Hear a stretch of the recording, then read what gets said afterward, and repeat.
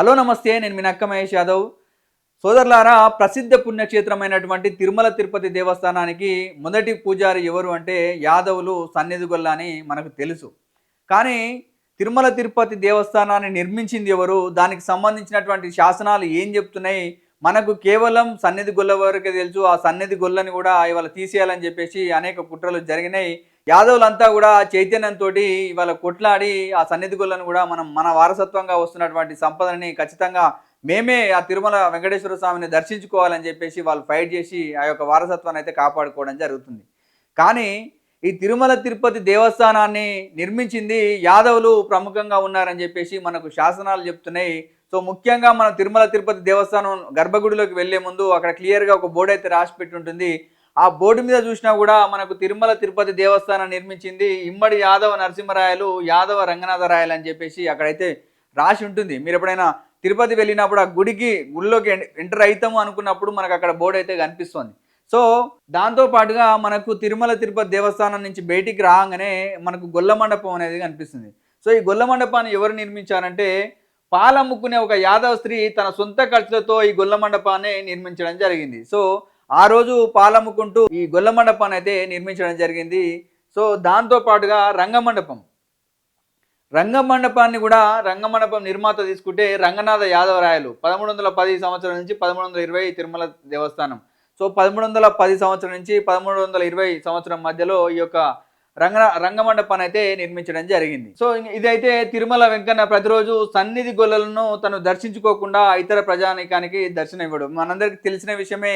మొదటగా తిరుమల వెంకటేశ్వర స్వామిని యాదవులు దర్శించుకున్న తర్వాతనే ఇవాళ వేరే వాళ్ళకి అవకాశం ఉంది. మొదటి దర్శనం యాదవులకే దక్కడం అనేది యాదవుల నీతికి నిజాయితీకి నిదర్శనం అని చెప్పవచ్చు. ఆ తర్వాత మనకు ఈ టెంపుల్ని నిర్మించింది టోటల్గా నిర్మించిన రాజులలో ఎవరెవరు ఉన్నారంటే list of Yadava dynasty Kings who developed Tirumala temple. ఎవరెవరు ఆయన? శ్రీరంగ యాదవరాయ, వీరనారాయణ యాదవరాయ, ఓబల యాదవరాయ, తిరువంగల యాదవరాయ, గణింజింగ యాదవరాయ, గండగోపాల యాదవరాయ, నరసింహ యాదవరాయ, భూకన యాదవరాయ, వీర నరసింహ యాదవరాయ, నరసింహ యాదవరాయ, తోయ యాదవరాయ, తలలుగోటెన యాదవరాయ, వాసుదేవ యాదవరాయ, తిరువీరేంద్ర యాదవరాయ, కట్టెయ దేవ యాదవరాయ, రాయవస్య యాదవరాయ, చాళుక్య నారాయణ యాదవరాయ, ప్రతివాది భవంకర సంసేవ యాదవరాయ. ఈ రాజులందరూ కలిసి ఇవాళ అనేక మంది, సో యాదవులతో పాటు మనకు చాలా మంది కూడా నిర్మించడంలో భాగస్వామ్యం ఉంది. అయినప్పటికీ కూడా ఎక్కువ కాలం పాటు చంద్రగిరి కోటని ఆధారంగా చేసుకుని ఇవాళ యాదవులు పరిపాలించారు కాబట్టి ఎక్కువ సంఖ్యలో వీళ్ళ పాత్ర అయితే మనకు తిరుమల తిరుపతి దేవస్థానంలో యాదవుల పాత్ర అయితే కనిపిస్తోంది. సో దాంతోపాటుగా మనకి ఇంకో శాసనం అయితే ఇక్కడ కనిపిస్తుంది. గోవిందరాజస్వామి ఆలయం. శివభక్తి కలిగిన చోళరాజు అయిన క్రిమికంఠుడు విష్ణు ద్వేషముతో తన దేశమునందుండడి విష్ణాలయములను నాశనం చేస్తూ చిత్రకూట దివ్య దేశమున శ్రీ గోవిందరాజస్వామి వారి శయన బేరమగు మూలమూర్తిని శ్రీదేవి భూదేవి ఆదులతో కూడా సముద్రంలో ముంచివేసినాడు. ఆ ఉత్సవమూర్తిని ఉభయ నాట్యాలతో కూడా కొందరు శ్రీ వైష్ణవులు ఆ రాజుకు తెలియకుండా వేంచేపు చేసుకొని వచ్చి తిరుపతిలో ఆరాధించుచుండరి. ఈ విషయాన్ని తెలుసుకున్న భగవద్రామానుజాచార్యుల వారు తిరుమల తిరుపతి ప్రాంతమునకు వచ్చి అప్పట్లో రాజుగా ఉండి తమ శిష్యుడైన యాదవరాజు సహాయంతో క్రొత్త మూలమూర్తులను నిర్మాణం చేయించి వారితో కూడా చిత్రకూటము నుండి వేరించేసి ఉత్సవమూర్తులను తిరుపతి అందు ఒక సన్నిధిలో ప్రతిష్ఠించి తిరుమలలో వలె వైఖాన సాగమోక్త ప్రకారంగా పూజలు చేయించినారు.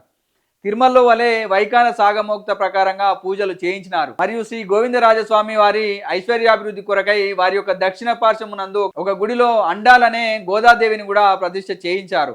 సో ఇట్లా మనకు అనేక రకాల శాసనాలు ఉన్నాయి. సో తిరుమల తిరుపతి దేవస్థానము నిర్మించింది యాదవులు అని చెప్పేసి మనకు ప్రొఫెసర్లు కూడా పుస్తకాలు రాయడం జరిగింది. సో ఆ ఎవిడెన్స్ ఇప్పుడు ప్రజెంట్ మన దగ్గర లేదు. కానీ పూర్తిగా ఇవాళ సుబ్బారెడ్డి అనే ఒక ప్రొఫెసర్ అయితే క్లియర్గా రాయడం జరిగింది. తిరుమల తిరుపతి దేవస్థానంలో యాదవుల పాత్ర ఎనలేనిది, యాదవులే లేకుంటే తిరుమల తిరుపతి దేవస్థానం ఇవాళ ఆ విధంగా ఉండేది కాదని చెప్పేసి ఆయన క్లియర్గా రాయడం జరిగింది. కాబట్టి సోదరులారా, ఓన్లీ మొదటి దర్శనమే కాదు, తిరుమల తిరుపతి దేవస్థానం నిర్మాణంలో యాదవుల పాత్ర ఉంది. కాబట్టి చరిత్ర తెలియని వాడు చరిత్ర సృష్టించలేడు అని మనం ఒక సామెత ఉంటుంది. సో అట్లానే మన చరిత్రను మనం తెలుసుకున్నప్పుడే మన లోపల కూడా ఒక ఆత్మవిశ్వాసం పెరుగుతుంది, ఒక ఆత్మస్థైర్యం వస్తుంది. కాబట్టి ఖచ్చితంగా మన చరిత్రను కూడా మనం తెలుసుకోవాల్సినటువంటి అవసరం ఉంది. మన చరిత్రను కూడా ఎవరైతే అణచివేస్తున్నారో వాళ్ళ మీద కూడా పోరాటం చేయాల్సినటువంటి అవసరం ఉంది. కాబట్టి ఇలాంటి అప్డేట్స్తో మీ ముందుకు వచ్చే ప్రయత్నం చేస్తా. కాబట్టి మా యొక్క యాదవ్ విజన్ ఛానల్ని సబ్స్క్రైబ్ చేయండి, 10 మందికి షేర్ చేయండి. Thank you.